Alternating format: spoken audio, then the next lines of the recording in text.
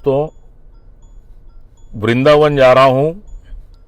सामने वडोदरा मुंबई एक्सप्रेसवे ये एंट्री ले ली मैंने, और बाबा नीम करोली जी महाराज की समाधि है। बहुत से लोग ये बात जानते होंगे कि जैसे कैंची धाम में उनका आश्रम है, ऐसे ही जो वृंदावन धाम का मशहूर मंदिर बांके बिहारी जी, जहां पर वर्षों से लोग आ रहे हैं जा रहे हैं, इसके अलावा बाबा का धाम भी है, समाधि है वो। और यहाँ से लगभग जो डिस्टेंस है वो शो कर रहा है 2 घंटे 19 मिनट का, 117 किलोमीटर। ETA 7 o'clock यानी एस्टिमेटेड टाइम ऑफ अराइवल। ये सामने बोर्ड आ गया, दिल्ली वडोदरा मुंबई एक्सप्रेसवे। बहुत बढ़िया रोड ये हमारे यहाँ पे बनी हुई है, लंबा चौड़ा कनेक्टिविटी, जिसपे हैवी व्हीकल्स भी चलते हैं और हमारी कार्स तो चलती ही हैं। मल्टीपल कनेक्टिविटी इसकी आपको मिलती हैं। मौसम आज सुहाना है, रुक रुक के बारिश पड़ रही है। सामने ये छोटी छोटी सी पहाड़ियां नजर आती हैं, ऐसा लगता है जैसे कि हम हिमाचल के किसी एरिया में हैं या नियर बाय कहीं उत्तराखंड का पहाड़ आने वाले हों, बट ऐसा है नहीं। ये अरावली की पर्वत श्रृंखला, अरावली हिल्स हैं ये।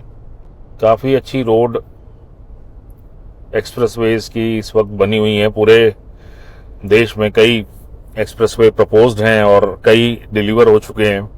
अच्छी खासी स्पीड मिल जाती है इन हाईवेज पे। 120 की स्पीड आपके कार्स के लिए, और जो हैवी व्हीकल्स हैं वो भी ऑलमोस्ट ऑल 100 पे चल सकते हैं।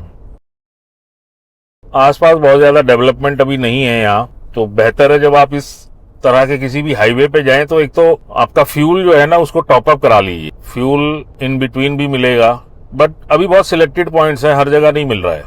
इसी तरह टॉयलेट की फैसिलिटी हर जगह नहीं है। और अगर आप रेस्ट रूम्स के अलावा यहाँ पे जो फूड पॉइंट्स हैं उनकी बात करें तो वो भी लिमिटेड ही है। कुछ तो पूरी तरह ऑपरेशनल अभी हुए नहीं है, कई हैं जो कि स्टार्ट हो चुके हैं।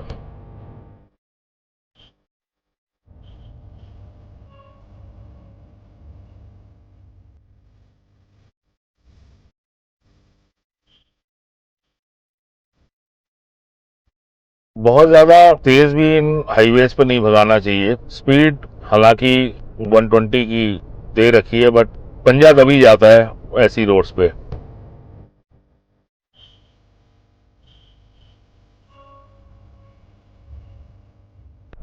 टायर प्रेशर जरूर अपने व्हीकल का चेक कर लीजिए। प्रेशर टायर का बहुत प्रॉपर रहना चाहिए, और स्टेपनी का भी जरूर चेक करवाइए। सिर्फ चारों टायर्स का नहीं, स्पेयर टायर का भी चेक करवा करके रखिए।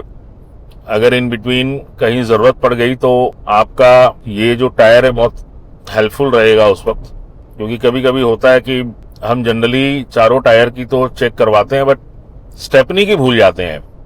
हाईवेज पे चलते हुए मैनुअल कार हो या ऑटोमेटिक ज्यादा फर्क नहीं पड़ता, एक ही गियर में गाड़ी आराम से रन कर सकते हैं आप। क्रूज कंट्रोल यूज कर लीजिए, वो भी ठीक है, स्टेडी स्पीड में चलती रहती है कार। मैं तो बहुत ज्यादा वैसे क्रूज कंट्रोल यूज करता नहीं। आज से बहुत सालों पहले जब ये इंट्रोड्यूस हुआ था टेक्नोलॉजी, तब थोड़ा सा यूज किया था, बट उसके बाद फिर मेरे को बहुत ज्यादा कंफर्टेबल क्रूज वाला सिस्टम लगता नहीं। वो लगता है यहाँ होता है ना कि रेस छोड़ दो, रेस दबा दो, क्रूज कंट्रोल लग जाता है तो ऐसा लगता है कि गाड़ी थोड़ा सा कंट्रोल में नहीं है। हालांकि ऐसा कुछ है नहीं। से तो मेरी कार में एडास लेवल 2 आता है, तो बिल्कुल कार प्रॉपरली कंट्रोल में चलती है। हालांकि मैं ना तो किसी को सजेस्ट करता हूँ, ना मैं खुद इस तरह से स्टीयरिंग छोड़ करके और क्रूज कंट्रोल सेट करके ना मैं चलाता हूँ, ना मैं एडवाइस करूँगा आप लोगों को भी। जो ये एक्सपेरिमेंट जो आजकल यूट्यूब्स पे लोग बना रहे हैं, मत करिए खिलवाड़। व्हीकल अपने कंट्रोल में प्रॉपरली होना चाहिए। वो एक फैसिलिटी है, बट उस फैसिलिटी को उसकी लिमिट्स में रहने दीजिए। अपने ऊपर रिलाई करिए। कार का कंट्रोल प्योरली एडैस पे देके और पीछे वाली सीट पर बैठना, आलती पालती मार के बैठना, जरूरत नहीं है इस तरह के एक्सपेरिमेंट्स करने की। और ऊपर से उसको फिर आप सोशल मीडिया के प्लेटफॉर्म्स पे लोड कर देते हैं। उन लोगों के लिए भी प्रेरणा का स्रोत बन जाता है जिन लोगों के दिमाग में ये सब चीजें नहीं है, वो भी देखा देखी करने लगते हैं कि रिस्क है। सेफ्टी जरूर अपनी प्रॉपरली मेंटेन करिए। ये अभी हमने टोल क्रॉस कर लिया। ये यहाँ से पलवल की लोकेशन अभी बोर्ड लगा हुआ है। ऑलमोस्ट 33 किलोमीटर यहाँ से, वहाँ से डाइवर्जन आएगी।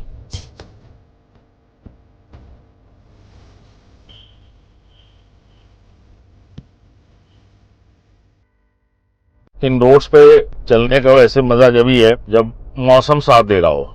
नॉर्थ इंडिया में तो खासतौर पे गर्मियों का जो पीरियड है वो काफी प्रॉब्लम देता है। गर्मी बहुत ज्यादा पड़ती है जब पारा 42-45 डिग्री सेल्सियस हो रहा हो। ऐसे में कहीं आना जाना दूभर है। अक्टूबर से लेकर के मार्च मैक्सिमम तक अच्छा रहता है यहाँ कहीं भी आना जाना।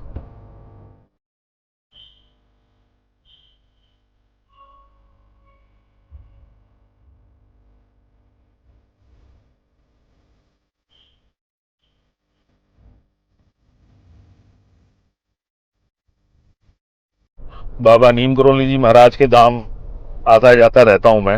रोड्स इतनी बेहतर बन गई हैं कि अब जाने के लिए प्लान जैसा करने की जरूरत नहीं होती। बस आपके पास कार होनी चाहिए और बस चाबी उठाइए और निकल जाइए एक नए सफर पे, अपने परिवार के साथ, अपने कलीग्स के साथ या अपने फ्रेंड्स के साथ, और जर्नी का आनंद लीजिए। अब ये rest and service area board आ गया, 2 किलोमीटर है यहाँ से। ये लगातार इन बिटवीन ये बोर्ड्स आते रहते हैं। अगर आप पहली बार इस तरह के हाईवे पे ड्राइव कर रहे हैं तो जीपीएस लगा के रखिए और साथ में ये बोर्ड्स भी देखते हुए चलिए। अभी लगभग 100 की स्पीड मैंने मेंटेन करी हुई है। 120 अलाउड है, बट अभी थोड़ा कमी की तरफ चलना ठीक है।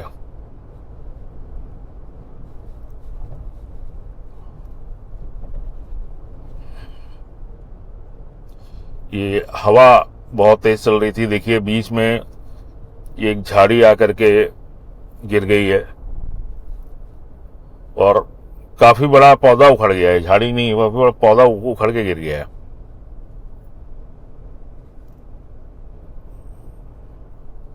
ये हमको एक कट मिल गया, ये डायरेक्शन आ रहा है, यहाँ से हमारे को एग्जिट लेना है अब। और मुंबई वडोदरा हाईवे सीधा निकल गया, जो कि आगे कनेक्टिविटी जयपुर के लिए ले लेता है, जो एक मशहूर यहाँ से आगे का पॉइंट। और हम यहाँ से ये लेफ्ट हो गए साहब।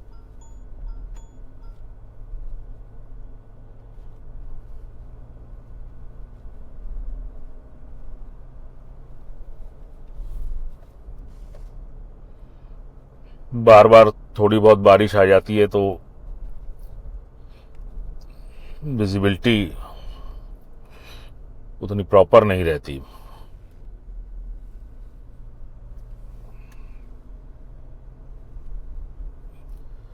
यहाँ से आप फरीदाबाद के लिए लेफ्ट भी ले सकते हैं। ये 35 किलोमीटर्स के आसपास लेफ्ट है। और केएमपी यहाँ से स्ट्रेट।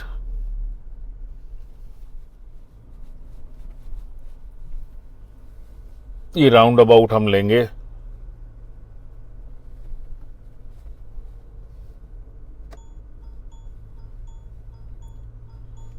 ये पलवल कुंडली का अगेन बोर्ड।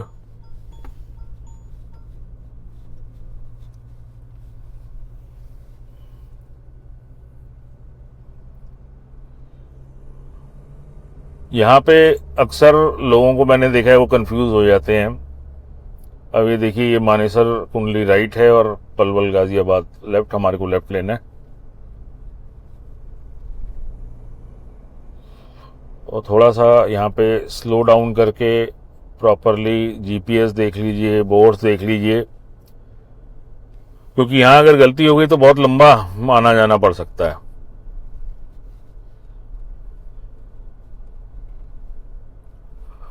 और टोल का रिचार्ज बहुत मैटर करता है यहाँ पे। प्रॉपरली टॉप अप करा करके चलिए। टोल मल्टीपल आते हैं और महंगे टोल्स हैं। एनएचएआई का अगर आपने पास बनवा रखा है तो जो भी उस पास के अंडर टोल प्लाजा आते हैं वहां आपका एक टोल 200 में से डिडक्ट हो जाएगा, बाकी बैलेंस रह जाएगा। और जो एनएचएआई के अंडर नहीं चल रहे हैं वहां पर आपके रिचार्ज में से पैसे अकॉर्डिंगली माइनस होते जाएंगे, जहां भी जितने का भी टोल है। तो दोनों अरेंजमेंट करके रखिए। अगर एनएचएआई का भी पास बना हुआ है तो भी आपके वॉलेट में सफिशिएंट अमाउंट होना चाहिए। हम यहाँ पे एग्जिट ले रहे हैं, हम छोड़ रहे हैं इसको। ये आगरा के टूवर्ड्स जो आप ये बोर्ड देख रहे हैं, हम जा रहे हैं इस वक्त दिल्ली मथुरा रोड पे।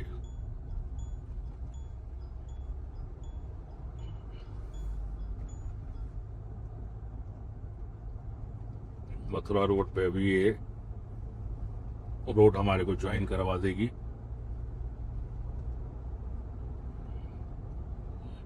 यहीं तक आपको एक्सप्रेसवे मिलता है।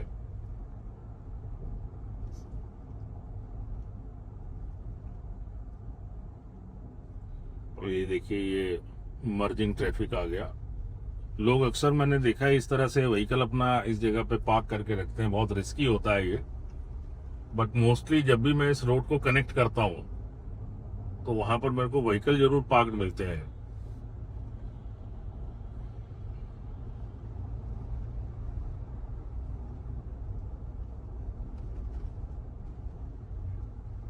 ये लेफ्ट से मानेसर का रोड कनेक्ट होता है और ये आ गया जी दिल्ली मथुरा आगरा।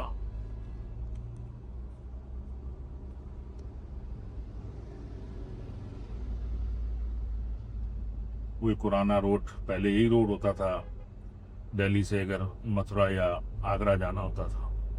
अब तो यहाँ भी मल्टीपल फ्लाईओवर्स बन गए हैं।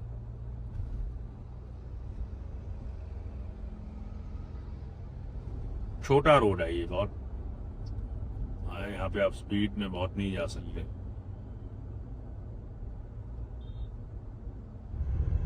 चाय पीने के लिए हॉल्ट ले लिया था। ये शिवा ढाबा है, मेन रोड के ऊपर ही है। ठीक है ढाबा ये जो है ना, आप लोग आ सकते हैं और कुछ चाय नाश्ता कर सकते हैं। मल्टीपल ढाबा आपको इस रोड के दोनों तरफ मिलते हैं, ये एक अच्छी बात है। चॉइस आप किसी को कर सकते हैं। शिवा ढाबा ये ठीक है,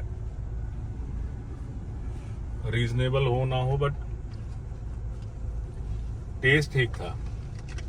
तो ये सामने रॉयल किंग है रोड के उस तरफ, ओल्ड्रा होटल भी है रोड के उधर। तो जर्नी अब कंटिन्यू करते हैं। कार आउट करते हुए बहुत ध्यान रखना पड़ता है पीछे से ऑनकमिंग ट्रैफिक का। दिल्ली आगरा का हाईवे छोड़ दिया है और हम जो है सर्विस रोड से आ गए हैं। ये देखिए, ये वृंदावन का मेन एंट्रेंस, ये वही रोड है जो बिहारी जी भी जाती है। बट इसी रोड पे प्रेम मंदिर भी है और माता जी का मंदिर भी आता है। रोड ये वही है। और यहाँ से हम एंटर कर चुके हैं वृंदावन धाम। आगे एक रोड मेरे को मिल जाएगी और वो बाबा नीम करोली जी महाराज के समाधि स्थल पर लेके जाएगी।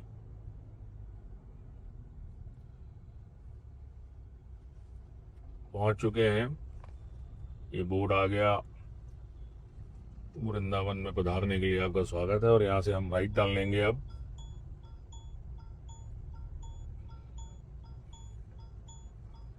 ये रास्ता स्ट्रेट जो है बिहारी जी के मंदिर के लिए जाता है। और हमने अब ये रोड यहाँ पे छोड़ दी।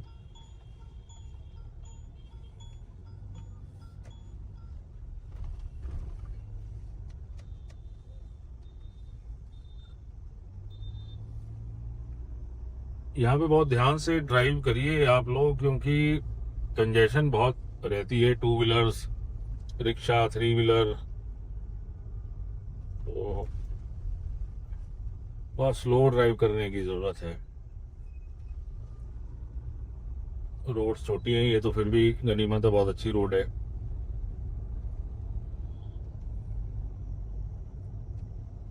साफ सुथरा है ये एरिया।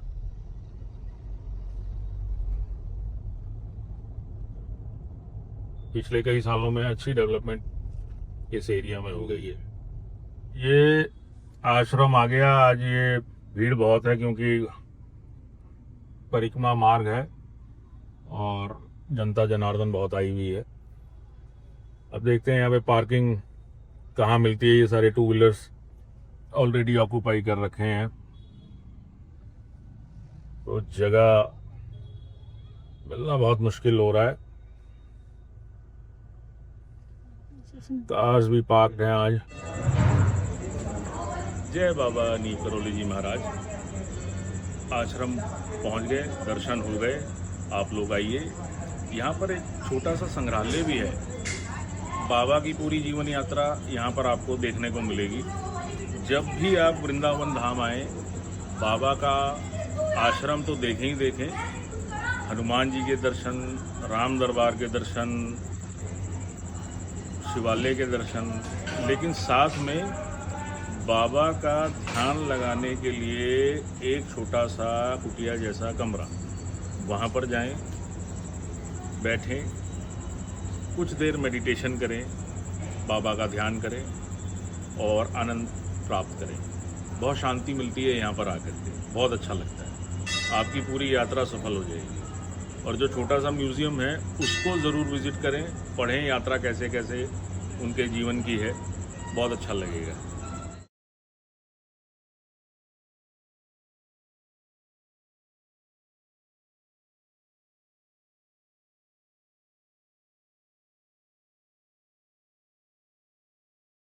तो ये था दोस्तों आज का सफ़र, यही समाप्त हुआ। बाबा के दर्शन हो गए, अब बैक टू होम। रास्ते में हूँ, टाइम लगेगा पहुँचने में। अगले वीडियो में फिर मिलेंगे एक नए सफ़र में, एक नई चर्चा पे, कार पर चर्चा। Thanks for watching. जय हिंद, जय भारत।